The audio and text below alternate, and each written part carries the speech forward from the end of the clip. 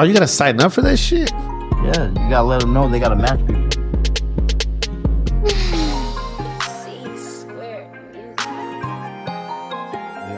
Anything else you want to hear us talk about? No. Fucking producer. Womp. I love you too.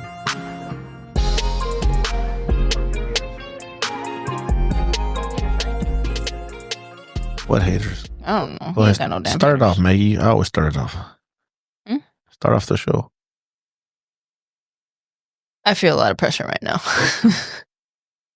As you should. Yeah. But you're the guy. I'm not the guy. I'm just You're the the guy. guy. I'm Yeah. just a guy.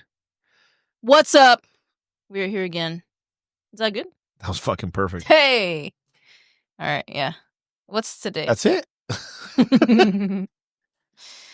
What's up? My name is Maggie. Ooh, That's very assertive. that's very assertive. And this is Joe Vargas. Gracias. We're here doing the podcast again, once again. I What don't know. topic free today? Yeah, topic. We're gonna flow from the top of the head. Yeah, you're usually one who starts. I don't know. I feel a little weird. Yeah. First, First things first, I'm the realist. you want to go off of some of the questions that were asked to us? Yeah. Let's flow with that. We'll go from there. Yeah. I gotta remember I'm the one with the questions. Yeah. So yeah, sometimes there's times where we don't have like fights that happen this weekend, and you know what I'm saying. So we just kind of flow off experience and shit that we've encountered. But There was no fights this weekend, huh? I think there was some Son of a what bitch. happened.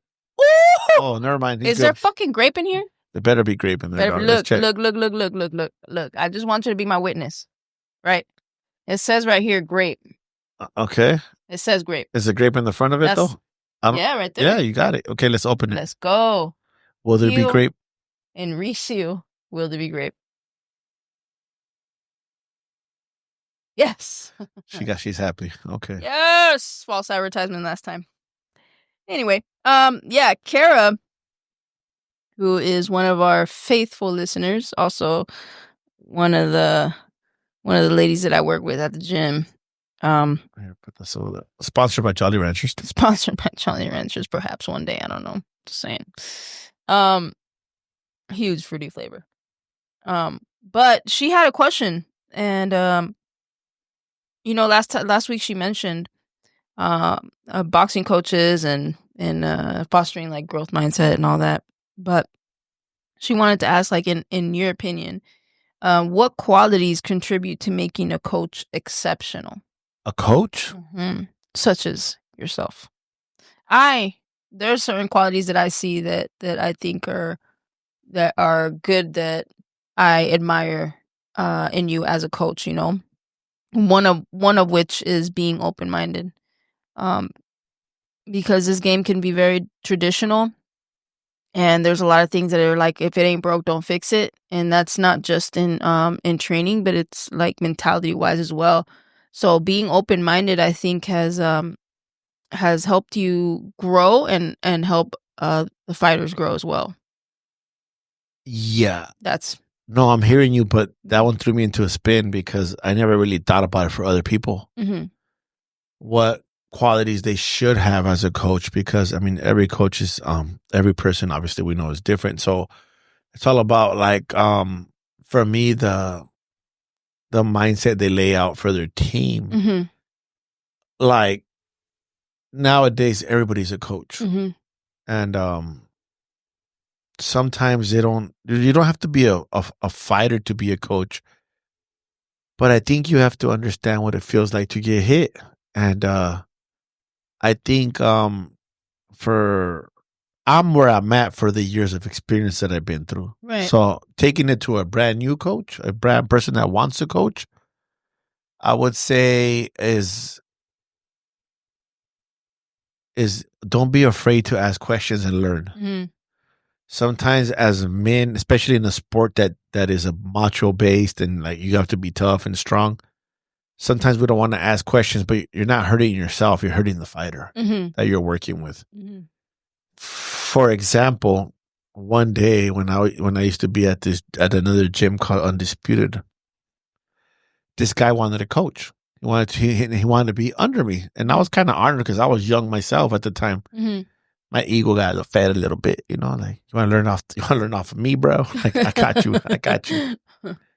So this guy was probably like 5 years younger than me. Mhm. I think at the time I'm like 32, 33. Mhm.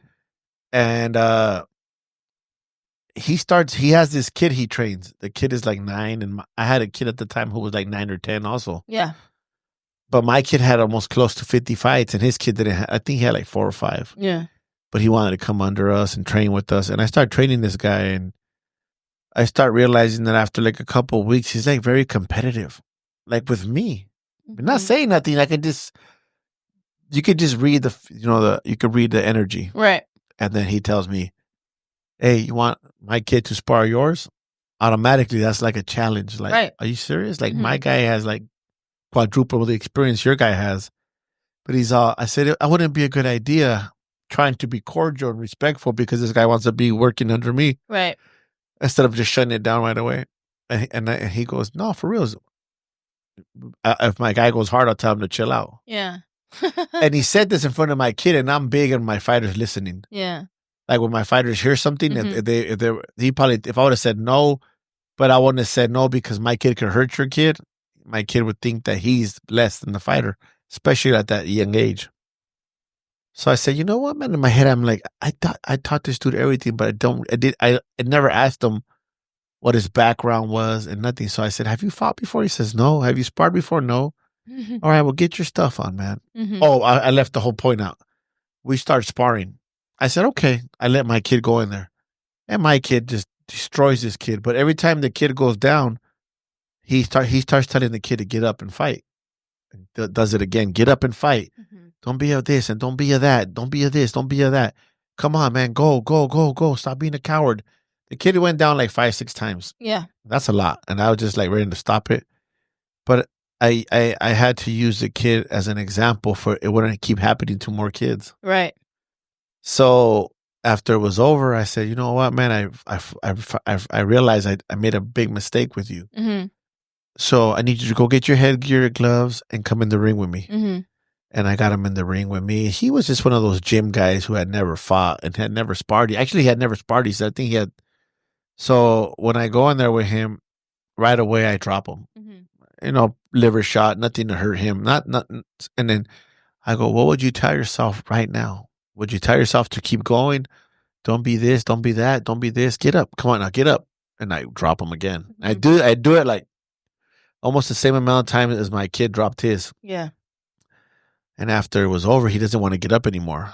I said, "How about telling yourself, move, Mhm. use your jab, use your 1-2, spin out of the way, touch and move." Mhm. When you tell a kid who's never fought before to come forward while he's getting his butt lit up, Yeah. it's like it's not setting them up for success. You're just setting them up for failure. Right. So I realized that to be a coach, you need to be open-minded and humble to Mhm. learn Mhm. because we don't start being the greatest coaches ever. We Right. stop not knowing nothing.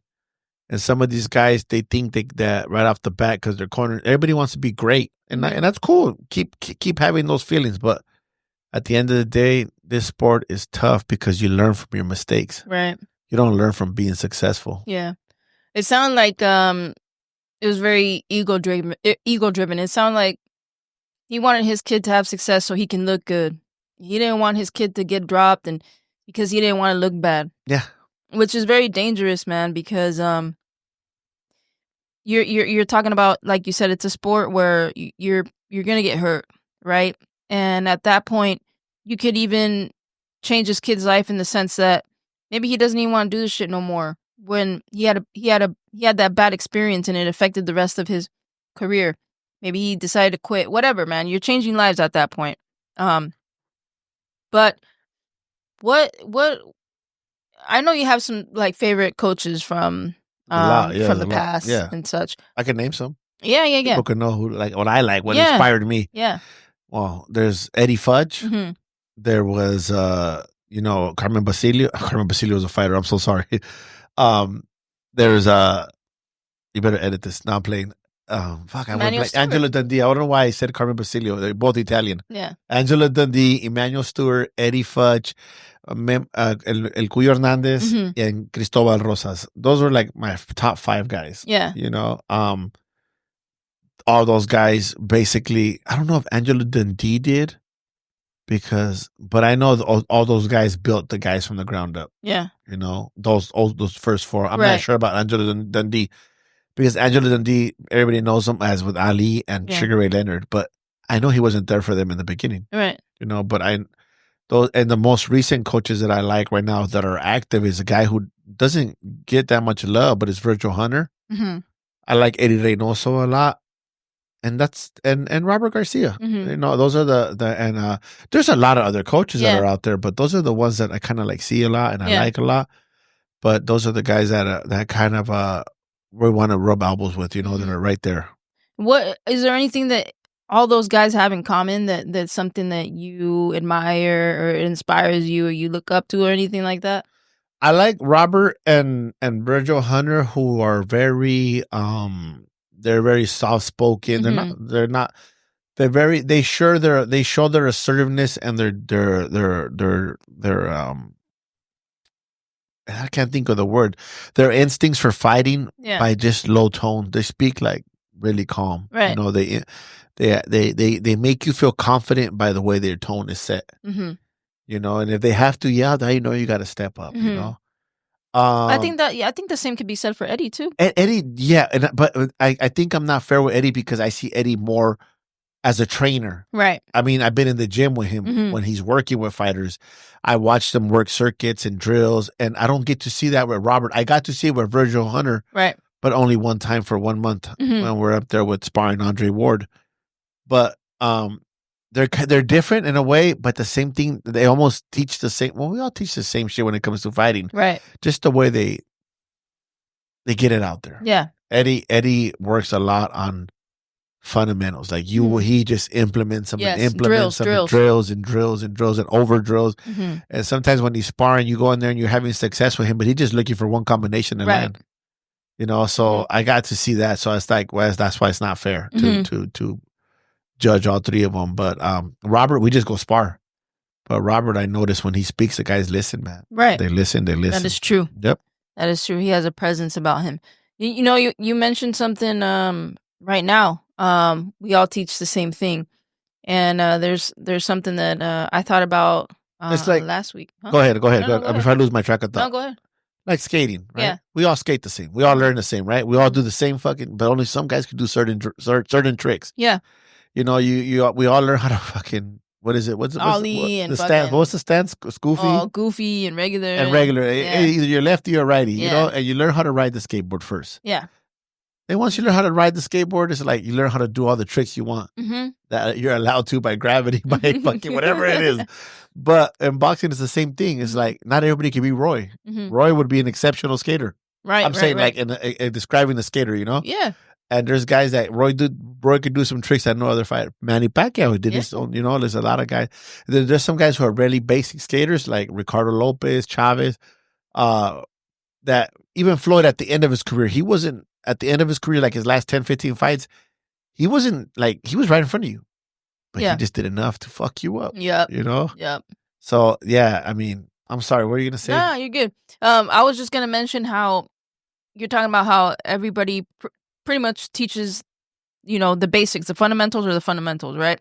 But do you think that there's some things that like are non-negotiable? Like there's no way you can be a boxer and not do this. Like, for example, is it road work?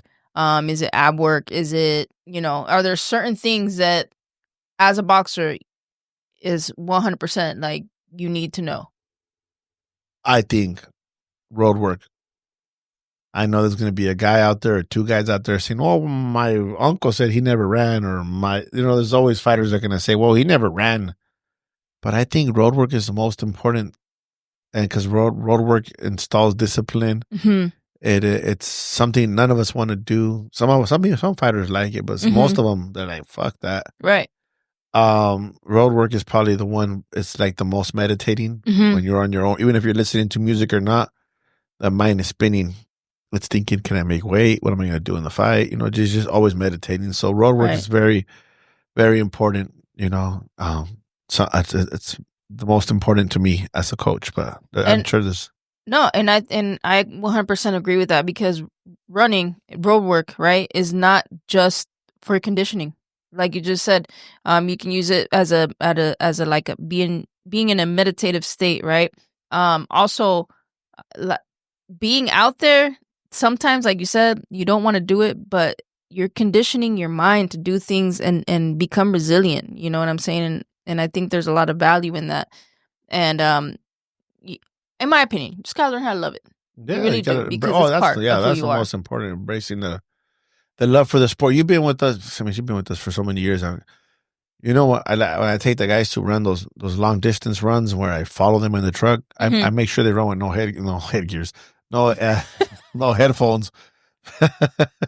I'm punchy. With no headgear, with no headphones, because they think. Yes. And they're out there running them fucking steep ass mountains and low and then downhill and uphill. Yep. And that, to me, I like running that because I like them to just look at the nature, right, and feel the cold and embrace the thoughts that are going to be coming through their mind when they're running. It's funny because you just reminded me of something. A lot of people, I'll read in the gym sometimes. They're like, dude, how can you read in here? There's like a bunch of shit going on. There's music and this. I said, you know what, man? To me, when I'm reading, there's nothing louder than your own thoughts. Yeah. That is what will distract me the most. So you just mentioned how you have them out there with no headphones. And I think that... No headgear. Oh, you fucked me up. I was like, damn, did I fucking say it wrong? But I think that's very important, and it's a key. It's a key component to that run. Why? Because your mind is probably telling you to quit when you're going up that fucking hill. That's like, it looks like it's going on for fucking ever. It's like probably like a mile-ish, right? Going uphill the beginning. The takeoff is the worst. Right. I think it dropped. I don't know how high it goes up, but we're already at, like, I think the for San Diego it's like 4,000 to 5,000 feet above sea level. But I think we start off at 2 and we go right to 4. You know, and then you're just playing with that height. That's high. No, it's not high for all you Colorado guys or Mexico City guys, but it's high for us. Shit. Yeah, but you know, your mind is telling you to quit. I know it is. Those thoughts are fucking loud at that time, and you gotta understand. You gotta know how to control all those thoughts, right? And not judge yourself for them, because that helps you in the ring. Right? Exactly. There's a lot of times where your mind wants to go. Yeah, those same thoughts you're having when you're sparring. You know, those same thoughts you're having when you're sometimes when you're sparring, you're like, fuck, do I throw this because they're going to hit me with this? Do I throw that? It's like your mind's always going to tell you things like that. Just execute. Yeah, exactly. Just execute, because those are repetitions at the end of the day, right? When you get up in the morning to go run, that's all repetition right there. Repetition. Hey, you know what? It's like you're conditioning your mind to get fucking stronger. You know, that's why I have the guys a lot work on defense when they're sparring, because defensive sparring is like, I let them throw, but when you're just focusing on defense and sparring, that's something nobody wants to do. They don't want to get thrown at. But if you can relax when they're throwing at you, you're gonna relax when in a real fight. And most of the guys who are successful in fighting are the most calm and most relaxed. You know, but that's implementing, like asking them to do certain things, like, for example, today when we were sparring with Kyle, we told him after the sparring, like, you're very excited to do things, and you gotta hide that. You gotta hide that attack and that mindset.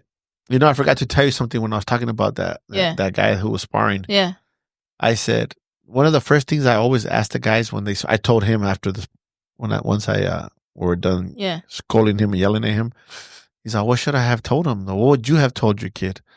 I would have told him, if he's stronger than me, just beat him with speed. You know, time him, you know, like move out the way, just shoot your jab, shoot your 1-2. But I said, but the problem here is that this kid has 4 times more of the experience. You're setting this kid. So sometimes coaches out there, we want to challenge our kids with better fighters. Yeah. If they do good at sparring, leave it at that. It's just sparring. But sometimes they want to go and bite off more than they can chew. Yeah. And they can hurt these kids. Right. They can hurt. I've seen it 1,000 times. You know what? I just thought about something.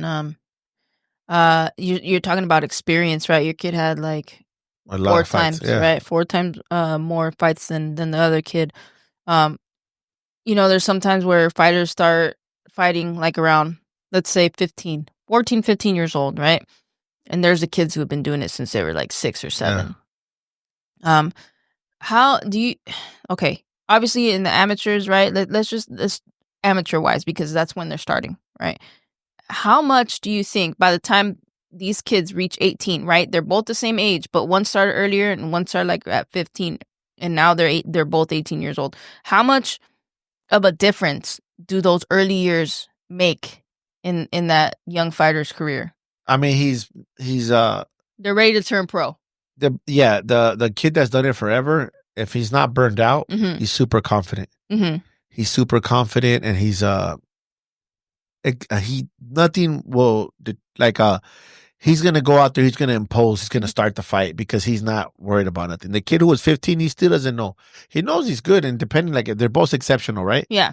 The kid that's 15, it's a case by case, but right. For the most part, this kid is uncomfortable. He's gonna read the guy, and especially if he knows that, because all his life he's been hearing when he goes to gyms, oh, he only has 8 fights. Yeah. He only has 15. He didn't start when he only started when he was 15. Right. He's been hearing all these things, so he's like, okay, I'm not good. Yeah. Case to case. I'm not saying this every. So for the most part, they're hearing everything the coaches are saying. Even when you take him to spar, oh yeah, he doesn't do good with this kind of, so the kid that's 15 that started when he was a little kid will be more confident. Doesn't mean he's gonna win, but he'd be more confident. The kid at 15 will be a little bit, he'll build up in the later rounds. Yeah. Yeah. For the most part. Right. And the reason I ask is because, experience, man, that's one thing you fucking can't buy. You can't buy that shit. You have to put in the time. You got to put in the work. Yeah. Do you think that changes once they turn professional? Everything changes. It's who embraces the pain. In the pro game, right, who's going to do better. You don't have to be a great amateur. The reason that promoters sign the elite amateurs is because they know the work ethic is there.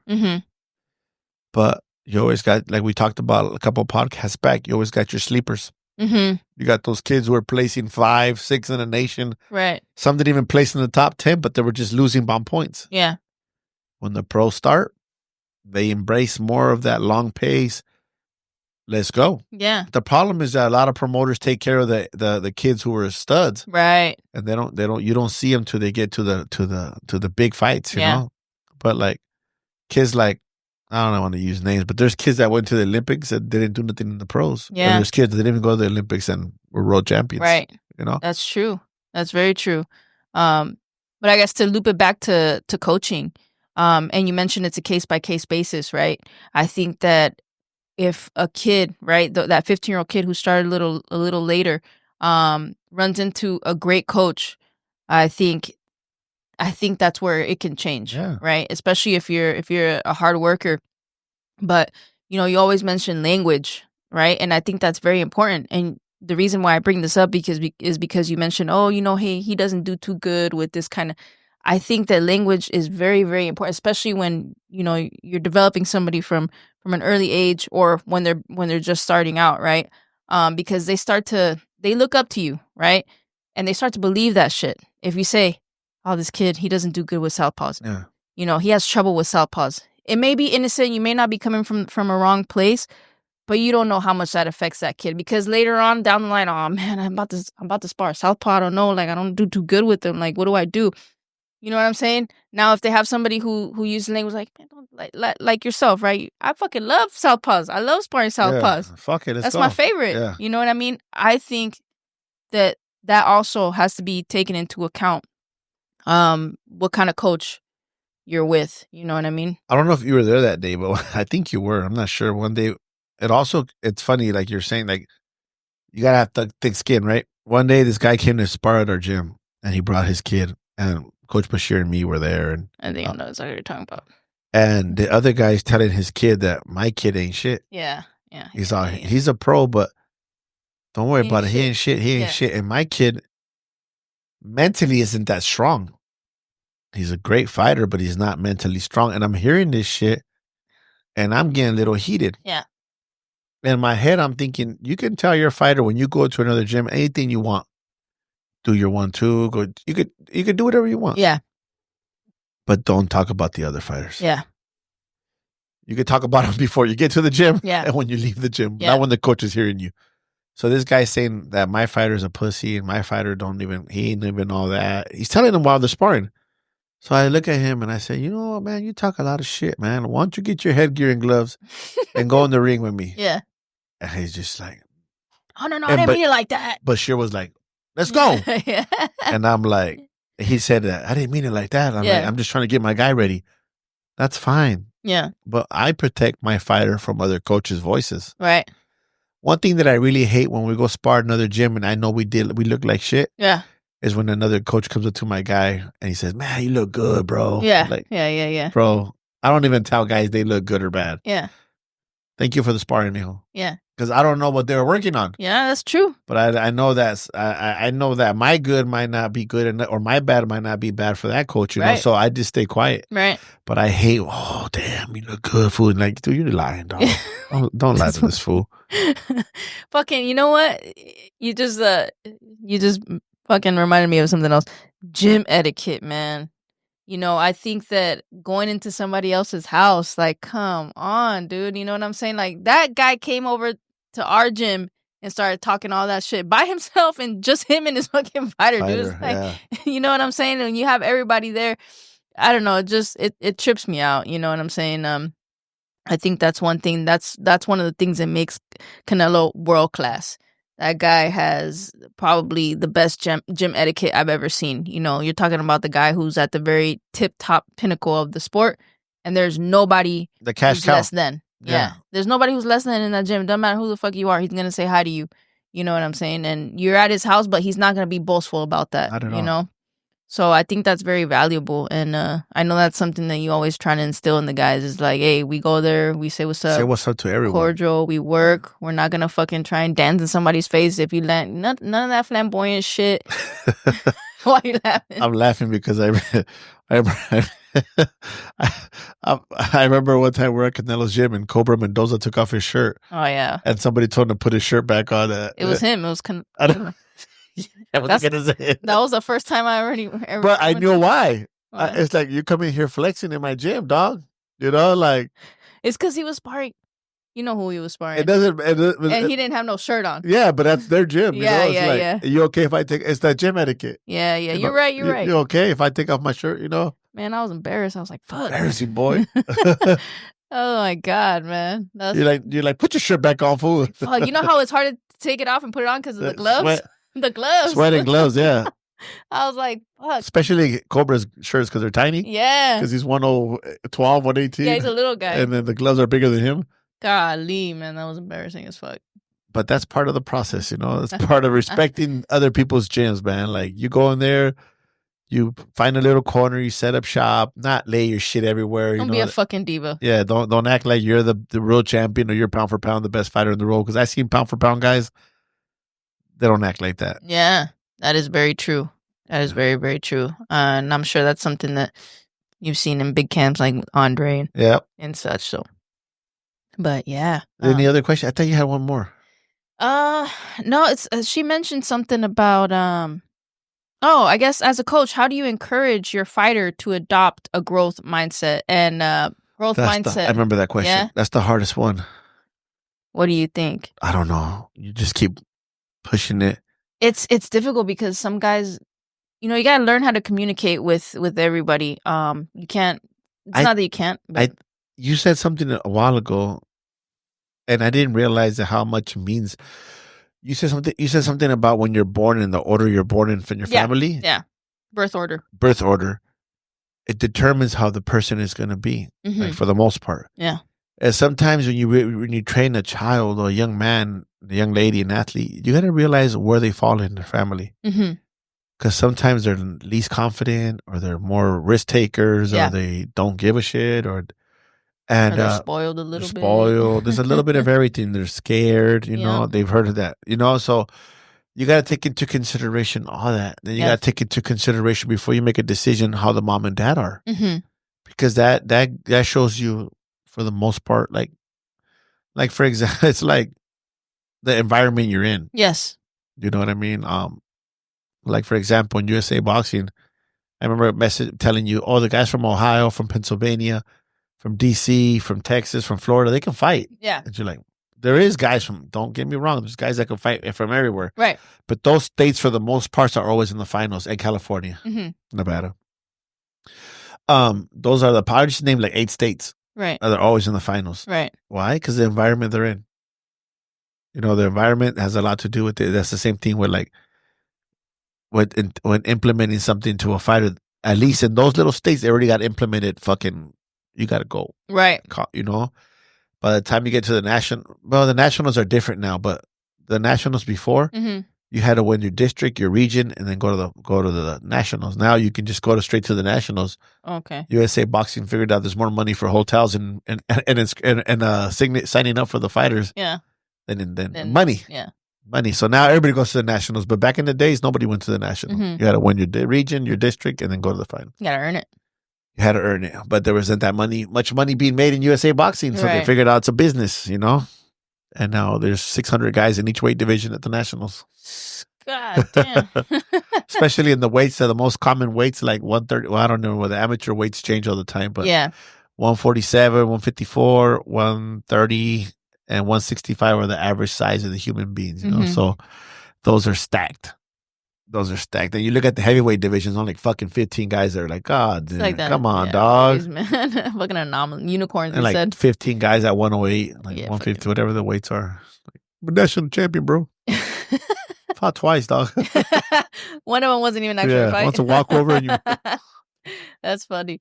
But no, you're absolutely right. Environment has a lot to do with it. And we talked about nature versus nurture before, you know, and that's a whole nother topic that can get unraveled in the future. But also, what was that again? Nature versus nurture. When you talk about like genetics. I just said it, huh? Yeah, pretty much.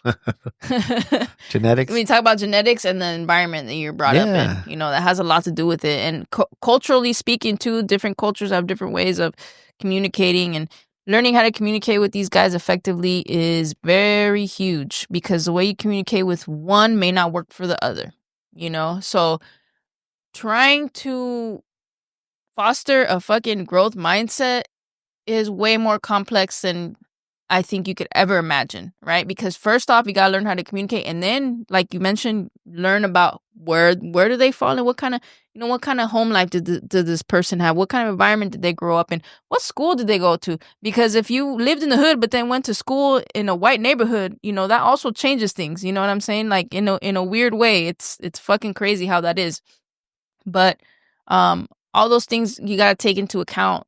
However, I think that the coach's philosophy has a lot to do with it.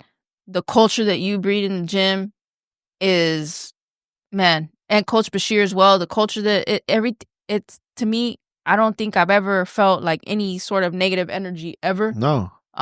So I think that eventually you learn how to break through. You know what I'm saying? No matter how quiet, if you're there and you're consistent, you know that the environment that yourself, that Coach Bashir breed there in the gym, I think has a lot to do with it for sure. And that is why, for the most part, yeah, we have hiccups, but these guys are understand that it's about improving and working on certain things. Yep. And that's how you're gonna get better. You know, it clicks, and you know when it clicks. You know what I mean? They just continue to improve, elevate. Yeah. Mm-hmm. Yep. Any fights coming up? No. I feel like I just went on a rant. No, you didn't. But no, not that I know of. I know that. Let me see. I always fucking forget to pull this up beforehand. My apologies. Oh, guys, really, our sponsors, Women's Boxing. I was reading Pink. Women's Boxing is having a show on the sparring match. If you want to sign up, you have to do it by this Wednesday, this will be aired tomorrow. So by one day, go on the gym will be Bloodline Boxing. It'll be on the 15th at, I think, noon. I think so. Adam will post. Hit up the Women's Boxing. Shout out to the ladies out there, and thank you for all your support.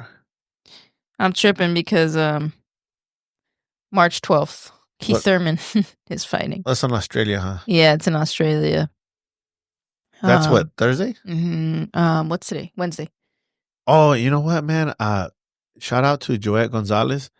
Oh, He just Pro fought. Box, right? Yeah, he fought on Pro Box. I love his dad, Jesus Don Chuy. His brother Josue, his sister Jahaida. I hope I say it right. Jahaida is a good family, boxers out of Azusa, I think. And he just fought again. He's a cop now, a sheriff. Oh, for real? Yeah, he's a sheriff. I didn't know that. Yeah, he took some time off. He fought Shakur. He's fought some big names. He's a great former champion. Signed with Frank Espinoza as a manager. His dad's coached him and his brothers all since a Rodito. They won on Pro Box. I hope he gets back to where he was at. I mean, he's already successful in life, man. All the Gonzalez family out there in Azusa.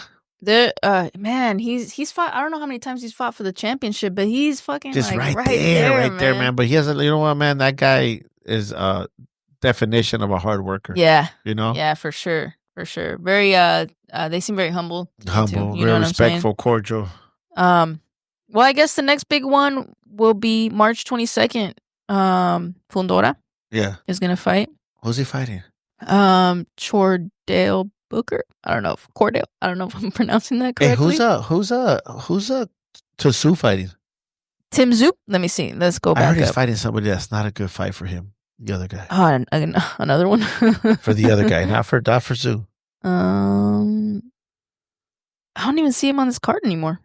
The Australia one, right? I don't know what card he's on. He should be on that one. No, he's from Australia, but he's already like a little bit higher than that. So can you type Tim Zhu, see if he comes out? Let me see. Tim Zhu next fight.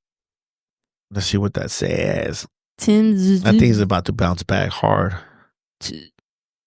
I don't know how you fucking hear this because they spell it all funky. Sunday, April 16th. And, okay. I gotta go back here. She's searching. Whoever he fights, I think it's going to be a good fight. It's going to be a dangerous fight for whoever it is. I just heard that he's fighting somebody that he's going to destroy. Joey Spencer. We talked about this, right? Poor shit. Golly. Man, for real. We'll be talking about that fight. Yeah, we will be talking about that one. Yeah, in a few. But, yep. We're going. Oh, look, Brian Newmer Jr. is going to fight finally, March 29th. Who? Derek Cuevas. Derek Cuevas. Yeah, he went from fighting a top guy to that. Yeah, for the WBO welterweight title. Right on. Yeah, bud. We've been past our time. Yeah, huh? For real. Adam's going to be mad at us. Please help us with some topics. Sometimes subscribe. No, it's because when we have downtime, it's a little difficult. There's no fights. There's nothing to talk about. Yeah. We want to talk about UFOs, ghosts. We could do that. I get into that shit. For real. Hell yeah. Me I love too. Ghosts and UFOs and. You think aliens are real? Yeah. Yeah. I have a question to post. What? Oh, aliens are real. They cross the border every day. I did. I'm an alien. If chicken prices are so high, if chicken eggs are so expensive, how come chicken hasn't went up for sale at the stores? Like, Pollo Loco's not expensive. Church's Chickens, Popeyes, Boston More Chicken. I remember you were asking Kyle this question. He was like, he stood there. Why is the chicken eggs expensive, but they're the same source? And chicken hasn't went up in price. It's a conspiracy. 100%. That's it. Drop the mic. Let me subscribe. This has been a Point and Yell production. Yeah, I think the words, but sometimes they don't come out of my mouth no good.